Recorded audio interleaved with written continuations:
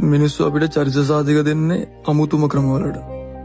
එයාලා අපිව එක එක විදිහට ලේබල් කරනවා. අපි කෙනෙක්ට කොච්චර හොඳ දේවල් කරත් එක දෙයක් හරි වැරදුනොත් එයාලා අපිට අලවනවා ලේබල් එකක් නරකයි කියලා.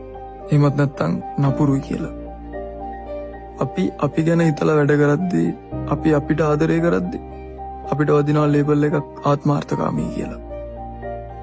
අපි තවත් කෙනෙක්ට අවංකවම ආදරය කරද්දී එයාලා වෙනුවෙන් කැපකිරීම කරද්දී අපිට ලැබෙන ලේබල් එක මෝඩයි කියලා.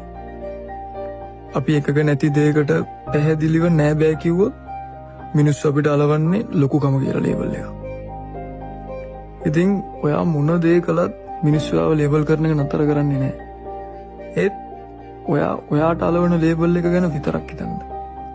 මොකද ඔයාව දකින්න විදිය විතරයි ඔයාගේ ජීවිතය තුළ වැදගත් වෙන්නේ.